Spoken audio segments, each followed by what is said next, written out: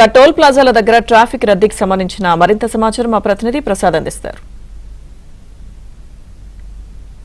సంక్రాంతి సంబరాల్లో సందడి చేసేందుకు హైదరాబాదు తెలంగాణ ప్రాంతాల్లో స్థిరపడిన తెలుగు వారంతా ముఖ్యంగా ఆంధ్రప్రదేశ్ వాసులంతా కూడా పెద్ద ఎత్తున గోదావరి ఉత్తరాంధ్ర ప్రాంతాలకు పయనమవుతున్నారు. ప్రస్తుతం మనం చూస్తున్నాం నందిగామ వై జంక్షన్ రోడ్డు వద్ద భారీగా నిలిచిపోయిన ట్రాఫిక్. ప్రధానంగా ప్రతిసారి కూడా ఈ హైవేలో ఎక్కడా ట్రాఫిక్ కాకుండా చర్యలు తీసుకుంటామని చెప్తున్నప్పుడు కూడా ఈసారి ఈ వై జంక్షన్ వద్ద ఫ్లైఓవర్ నిర్మాణ పనులు జాప్యం జరగడం, రోడ్లు గుంతలు పడడంతో వాటిని ఎవరు పట్టించుకోలేని పరిస్థితి నేపథ్యంలో మొత్తం ఈ నందిగామ ప్రాంతం వైపు నుంచి వచ్చే అన్ని వాహనాలు కూడా పూర్తిగా గంటల తరబడి నిలిచిపోయి దీంతో ప్రజలు ప్రయాణికులు కూడా తీవ్ర ఇబ్బందులు పడుతూ ఉన్నారు.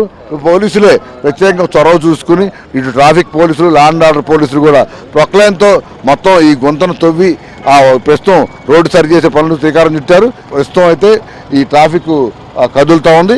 ఈసారి కుటుంబ సభ్యులతో గడిపేందుకు అందులో శని ఆదివారం కూడా కలిసి రావడం, దీంతో చాలామంది కూడా ఉత్సాహంగా జరుపుకునేందుకు ప్లాన్ చేస్తున్నారు. సార్ ఎక్కడి నుంచి వస్తున్నారు? సార్ హైదరాబాద్ అండి. హైదరాబాద్ మార్నింగ్ 5:30కి బయలుదేరాం, ఇక్కడికి వచ్చామండి. ఓకే, చాలా హెవీగా ఉంది ట్రాఫిక్ అంతాను. ఈ ఫ్లైఓవర్ కూడా మనం ఎందుకు క్లోజ్ చేశారు, పైన కింద నుంచి డైవర్ట్ చేశారు, వర్క్స్ జరుగుతున్నాయి. సంక్రాంతి సంబరాలు ఎలా సెలబ్రేట్ చేసుకుంటారు? ఎందుకంటే మనకు అతిపెద్ద పండుగ తెలుగు వారికి 3 రోజుల పాటు సందర్భంగా ఉంటుంది. బ్రహ్మాండంగా చేసుకుంటామండి, అందుకే వెళ్తున్నాం. ఏ ఊరు వెళ్తున్నారు? అమలాపురం అండి. అమలాపురం. మేడం ఎలా ఉంటుందండి? ట్రెడిషన్ మారుతుంది, ఇప్పుడు అందరూ బిజీ అయిపోయారు, లైఫ్ బిజీ అయిపోయింది.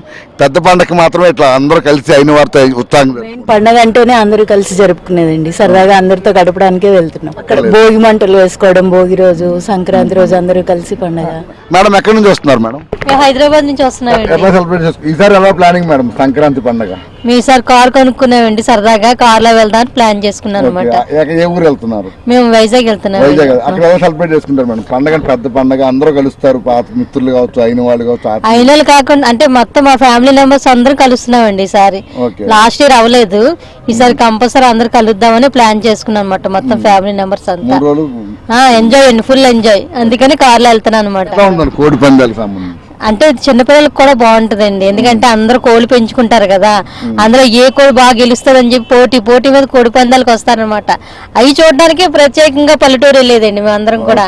దానివల్ల ఏంటంటే పిల్లలకి తెలియని కూడా తెలుస్తాయి అనమాట.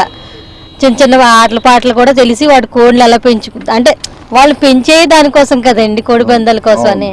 అవి చాలా ఎంజాయ్మెంట్ ఉంటుందండి దానివల్ల. అందరూ కలిసి ఉత్సాహంగా జరుపుకునేందుకు పెద్ద ఎత్తున తరలి వస్తా ఉన్న పరిస్థితి చూస్తున్నాం. చాలా మంది చూస్తున్నాం కుటుంబ సభ్యులు. సార్ ఏ ఊరు వెళ్తున్నారు సార్ సంక్రాంతికి? మాది దర్శి సార్. దర్శి. ఓకే. ఎలా ఈసారి ఎలా ప్లాన్ చేస్తున్నారు? పిల్లలు కూడా ఈసారి మన ట్రెడిషన్స్ కావచ్చు, అక్కడ కోడి పందాలు ఇవన్నీ కూడా ఉంటాయి. ఎట్లా ఉంటుంది మీ వైపు? దర్శి ప్రకాశం జిల్లా కూడా పండుగ ఉత్సాహంగా.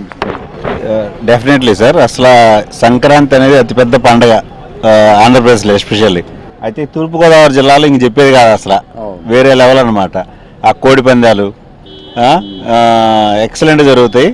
ఒక పక్క కోడి ఉగుతూ ఉంటుంది, ఒక పక్క గారెలు ఉగుతూ ఉంటాయి, ఒక పక్క కోడి ఉగుతూ ఉంటుంది, ఒక పక్క కోడి లేచి కొడతా ఉంటుంది. అసలు వేరే లెవెల్ సార్. సంక్రాంతి అంటేనే స్పెషల్ పండుగ అనమాట ఏపీలో.